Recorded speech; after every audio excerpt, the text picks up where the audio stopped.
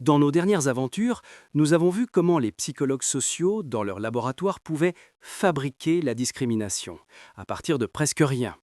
Mais que se passe-t-il quand cette expérience quitte le laboratoire pour entrer dans la vie réelle? Quand elle n'est plus menée par un scientifique, mais par une simple institutrice face à ses élèves de 8 ans. Aujourd'hui, nous partons pour l'une des aventures pédagogiques et humaines les plus courageuses et les plus bouleversantes du XXe siècle.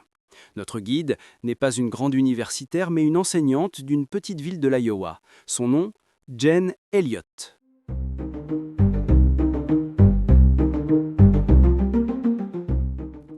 L'aventure commence le 4 avril 1968.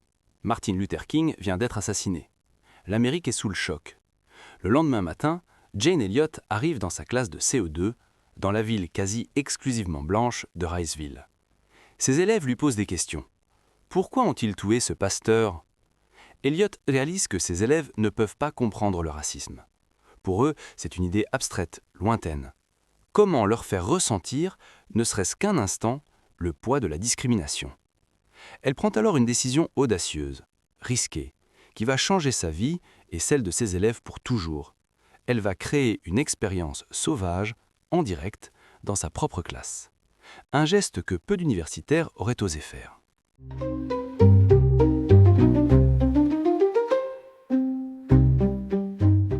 Le matin, elle annonce à ses élèves une grande nouvelle scientifique. Elle leur explique que la couleur des yeux est un signe d'intelligence et de supériorité. Aujourd'hui, les enfants aux yeux bleus sont supérieurs aux enfants aux yeux marrons. Ils sont plus intelligents, plus propres.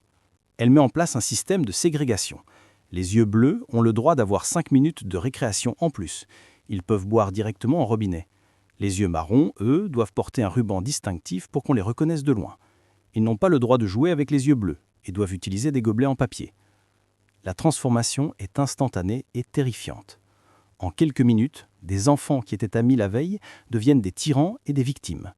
Les yeux bleus, timides et gentils, se transforment en petits despotes arrogants. Ils humilient, insultent et commandent les yeux marrons. Et les yeux marrons, brillants et pleins de vie, deviennent soumis, hésitants, leur regard s'éteint.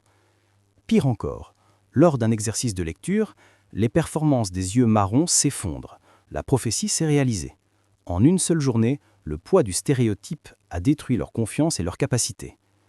En une matinée, Jane Elliott recrée dans sa classe ce que Sheriff H. Utashfield avait mis en évidence en laboratoire. L'autorité, la catégorisation arbitraire, la prophétie autoréalisatrice.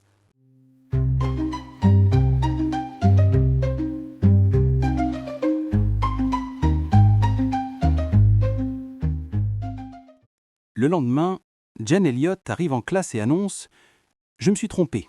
En fait, ce sont les enfants aux yeux marrons qui sont supérieurs. Les rôles sont inversés, les rubans changent de camp. Et la même dynamique se reproduit. Les yeux marrons se vengent, mais, chose intéressante, avec un peu moins de cruauté. Ils savent ce que c'est que d'être de l'autre côté.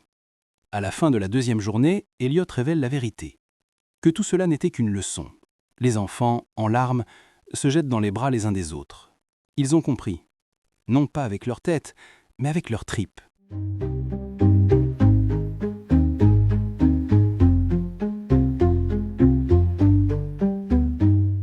L'aventure de Jane Elliott est une démonstration magistrale et poignante. En 2 journées, elle a transformé sa classe en laboratoire vivant. Elle a montré que le préjugé n'est pas une idée abstraite, mais une expérience vécue dans les corps et dans les regards. Son exercice a été filmé et est devenu un documentaire célèbre, The Eye of the Storm, puis A Class Divided. Elle a passé le reste de sa vie à le reproduire avec des adultes, dans des entreprises, des prisons, montrant que les mécanismes du préjugé sont universels. Beaucoup l'ont saluée pour son audace et sa leçon d'humanité. D'autres l'ont critiquée pour avoir infligé une douleur inutile à ses élèves. Mais ces anciens élèves, des décennies plus tard, en témoignent encore. Cette leçon a été la plus marquante de toute leur scolarité. Elle nous a laissé une leçon inoubliable. On ne combat pas la discrimination avec de grands discours, mais avec de l'empathie. Et l'empathie naît parfois de l'expérience, même douloureuse, de ce que ressent l'autre.